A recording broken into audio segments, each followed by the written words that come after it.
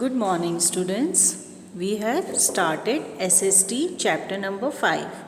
Okay 4 हमारा complete हो गया था. मैंने आपको रिवीजन वर्क दे दिया, क्लास वर्क दे दिया. हमने कल चैप्टर नंबर 5 स्टार्ट किया था, that is India physical features. हमने इसमें क्या क्या देखा था. What are physical features. Physical features क्या होते हैं जो अर्थ पे अपने आप कुदरती हैं. Okay that is mountains, hills, valleys, fertile plains, deserts, beaches, waterfalls, rivers, islands. Okay ये चीज़ें जो हैं वो हमें अर्थ से मिली हुई है. ओके और ये हमारे क्या क्या काम आती है ये भी हमने देखा था. और हमने क्या देखा था कि अलग अलग तरह के लैंड फॉर्म्स होते हैं. ओके कई जगह पर सिर्फ माउंटेन्स ही माउंटेन्स होते हैं, कई जगह पर हिल्स और वैलीज होती हैं, कई जगह पर प्लेन्स होते हैं. फर्टाइल प्लेन्स मतलब ग्रीनरी, हरा हरा भरा होता है. कई जगह पे डेजर्ट होते हैं जैसे कि रेत वगैरह. कई जगहों पर बीचेस ज़्यादा होते हैं, कहीं जगह पे वाटरफॉल्स ज़्यादा होते हैं मतलब झरने.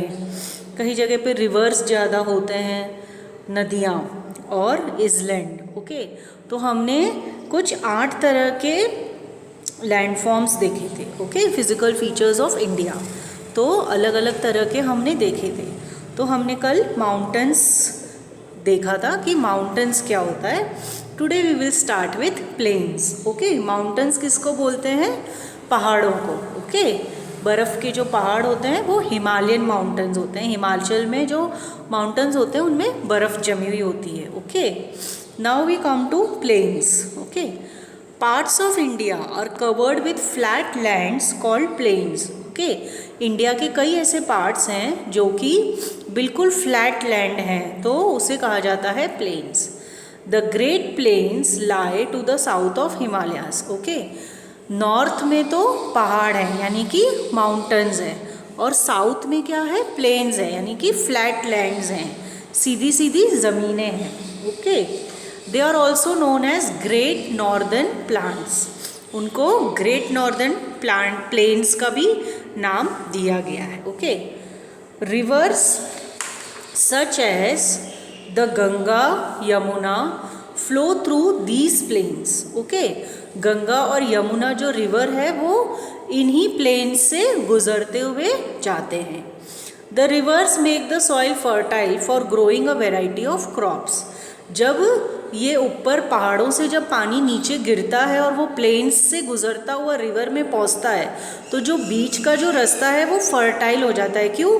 क्योंकि वहाँ पर लगातार पानी गिरता रहता है. पानी गिरने से क्या होता है? लैंड बिल्कुल फर्टाइल हो जाती है. फर्टाइल मतलब खेती बाड़ी करने के लिए बहुत सुंदर अच्छी लैंड हो जाती है. उसमें ज़्यादा जो भी वहाँ पर काम करते हैं उनको ज़्यादा मेहनत नहीं करनी पड़ती. ओके वो कुदरती ही फर्टाइल हो जाती है. We also find narrow strips of plain land along the east and the west coast of the country. Okay narrow मतलब बिल्कुल पतले पतले. ठीक है जैसे गुफा होते हैं ना बिल्कुल पतले वाले, तो नैरो लैंड स्ट्रिप्स की प्लेन्स भी हमें दिखती है, रास्ते भी हमें दिखते हैं, और जो ईस्ट और वेस्ट कोस्ट की तरफ में ज़्यादा दिखते हैं. These are coastal plains. Okay इन्हें क्या कहा जाता है? Coastal plains. Narmada, Tapi, Mahanadi, Godavari, Krishna and Kaveri rivers flow through the coastal plains. Okay Narmada, Tapi, Mahanadi, Godavari, Krishna and Kaveri river flow through the coastal plains. Coastal plains की तरफ में ये सब गिरते हैं. Now we come to plateaus. What are plateaus? Look at the map on the previous page. Tick the shape best describe the south part of the India. Yes, the southern part of India does look like a cone. Okay, जो south part है India का वो बिल्कुल हमें ऐसे लगता है जैसे कोन शेप में. आपने कोन की आइसक्रीम खाई है तो वो ऐसे लगता है जैसे कि कोन शेप में कोई लैंड है. Okay the land here is uneven and higher than the surrounding plains. आपको ये पिक्चर दिख रही है डेक्कन प्लेटो की. इसमें क्या है? एक जैसा लैंड नहीं है, है ना. कहीं पर ऊंचा है, कहीं नीचा है, कहीं पर बिल्कुल फ्लैट है. अनइवन, अनइवन मतलब एक जैसा नहीं है, अलग अलग तरह का लैंड है. This area the land here is uneven and higher than the surrounding plains. Okay, जो आसपास की जगह है उनसे ये ऊंचा भी है. This area is known as southern plateau और डेक्कन प्लेटो. इस तरह का जो एरिया है उसे साउदर्न या फिर डेक्कन प्लेटो बोला जाता है. A plateau is an area of flat land that is higher than the surrounding land. Okay, plateau किसे कहा जाता है? जो आपकी नॉर्मल फर्श है, नॉर्मल ज़मीन है, उससे ऊंचा उठा हुआ जो भी होता है लैंड, उसे कहा जाता है plateau. Okay, now the Deccan plateau region is hard and rocky. तो जो डेक्कन प्लेटो है वो बिल्कुल सख्त है और वहाँ बहुत सारे पत्थर हैं. हार्ड मतलब बिल्कुल सख्त और रॉकी मतलब पत्थरी, बिल्कुल पत्थर पत्थर पत्थर सब जगह रखे हुए हैं. And not as fertile as the plains. वहाँ पर फर्टिलाइजेशन की कोई जगह नहीं है. क्यों? एक तो बहुत हार्ड है और वहाँ पर पत्थर ही पत्थर है, तो वहाँ पर फर्टाइल नहीं हो सकता. Some parts of this plateau have dense forest. और कई कई ऐसी जगह है जहाँ पर डेंस फॉरेस्ट है, मतलब बहुत दूर दूर तक बहुत बड़े एरिया में वहाँ पर फॉरेस्ट बना हुआ है. फॉरेस्ट मतलब जंगल. Okay, it is surrounded by hills on 3 sides. वो तीनों तरफ से पहाड़ों से ढका हुआ है. वो जो फॉरेस्ट बने हुए हैं वो तीनों तरफ से पहाड़ों पर ढका हुआ है.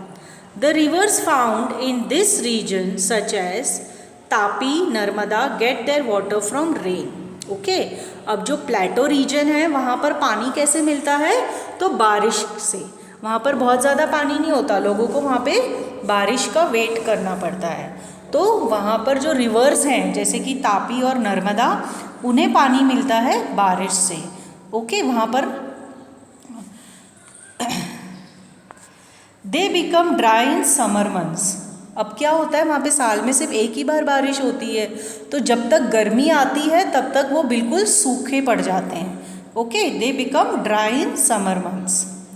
Another feature of southern part of India is that it is surrounded by water bodies and on all 3 sides. Okay, एक और अपने साउदर्न पार्ट इंडिया का एक और बहुत ही ख़ास बात है कि वो वाटर बॉडीज से तीनों तरफ से ढका हुआ है.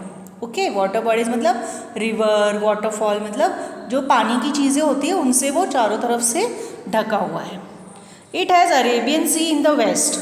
कहीं पर सी है, कहीं पर बीचेस हैं, कहीं पर रिवर्स हैं, तो वो चारों तरफ से वाटर बॉडीज से ढका हुआ है. It has Arabian C in the west. Arabian Sea सबसे बड़ा समुंदर है जो वेस्ट की तरफ में आता है. Bay of Bengal in the east, Bay of Bengal in the east and the Indian Ocean towards the south. Okay, a land surrounded with water on all 3 sides is known as peninsula. Okay, एक ऐसा land जो जिनके अपन खड़े होंगे तो अपन को चारों तरफ पानी ही पानी दिखेगा, ऐसे लैंड को कहा जाता है peninsula land. Hence it is known as Indian Peninsula. ठीक है, इसलिए इसे क्या कहा जाता है? Indian peninsula. Now next we see what is desert. Okay, the Great Indian Desert or the Thar Desert is located in northwestern part of our country. आपको ये डेजर्ट की पिक्चर दिख रही है? A caravan of camels in the Thar Desert. Desert में कौन रहते हैं? कैमल्स. कैमल्स वहाँ पे क्यों रहते हैं? क्योंकि उनकी बॉडी ऐसी है कि वो पानी स्टोर कर सकते हैं. डेजर्ट एरिया में पानी नहीं होता, तो वो कैमल जो है अपनी बॉडी में पानी स्टोर कर लेता है. तो एक कैमल ऐसा एनिमल है जो डेजर्ट में सरवाइव कर सकता है, रह सकता है. ओके, बाकी एनिमल्स वहाँ पर नहीं रह सकते क्योंकि वहाँ पर पानी नहीं है. Okay, the Great Indian Desert और Thar Desert is located in the north western part of our country. Desert area कहाँ पड़ता है? नॉर्थ में पड़ता है. Okay, a desert is a stretch of dry and sandy land. अब डेजर्ट क्या है? डेजर्ट इज़ ड्राई मतलब सूखा है वहाँ पे चारों तरफ और रेत ही रेत है वहाँ पर. Okay, the Thar desert covers a large part of the state of Rajasthan. Okay, Thar desert में राजस्थान नॉर्थ में आता है, इसलिए थार डेजर्ट है राजस्थान में और जो काफ़ी सारा बड़ा एरिया कवर करता है. Now we see islands. India has 2 groups of island. Island आप देखो, इजलैंड क्या होता है कि बीच में लैंड है और चारों तरफ पानी है, उसे कहा जाता है island. Okay, on its eastern side in the Bay of Bengal. Okay, India has 2 groups of island, 2 तरह के ग्रुप्स बने हुए हैं इजलैंड में। एक जो है वो ईस्टर्न साइड में है, Bay of Bengal, lie and Andaman and Nicobar island. ठीक है, एक है Andaman and Nicobar island, 2 islands हैं जिनका एक का नाम है अंडमान और एक का नाम है Nicobar. On the western side in the Arabian sea lie the Lakshadweep. Okay, और एक तो है अंडमान एंड निकोबार और एक है वेस्टर्न साइड में अरेबियन सी की तरफ जिसका नाम है लक्षद्वीप इजलैंड। ओके, 2 इजलैंड हमने देखा, एक अंडमान एंड निकोबार और एक Lakshadweep. Now as we move from one part of India to another, the landform changes. अब हम जैसे ही एक जगह से दूसरी जगह जाते हैं इंडिया में तो उसके लैंडफॉर्म्स चेंज हो जाते हैं। Okay, along with the changing landforms there is a change in climate. और जैसे जैसे लैंडफॉर्म्स चेंज होते हैं, जैसे मान लो कहीं पर बहुत ज़्यादा बारिश है या कहीं झरने गिर रहे तो वहाँ पर ठंडक होगी, लेकिन जहाँ पर ड्राई है, बिल्कुल सूखा है, वहाँ हमको गर्मी लगेगी। तो जैसे जैसे अलग अलग जगहों पर हम जाते हैं उस हिसाब से वहाँ का क्लाइमेट होता है और उसी तरफ से वहाँ का टेम्परेचर भी होता है। Okay, types of crops, clothes, food and language, और फिर उसी हिसाब से वो लोग कपड़े भी पहनते हैं। मान लो बहुत ठंड का एरिया है तो वो लोग वुलन कपड़े पहनेंगे, गर्मी का एरिया, गर्मी वाला एरिया है तो वो लोग बिल्कुल लाइट कपड़े पहनेंगे, कॉटन क्लोथ्स पहनेंगे। फिर वहाँ का खान पान भी ऐसा ही होगा। मान लो अगर आप ठंड वाली जगहों पर रहते हो तो आपको गर्म चीज़ें खानी पड़ेगी, लेकिन अगर आप गर्मी वाली जगहों पर रहते हो जहाँ बहुत ज़्यादा गर्मी है, सूखा है, वहाँ आपको ठंडी ठंडी चीज़ें खानी पड़ती है।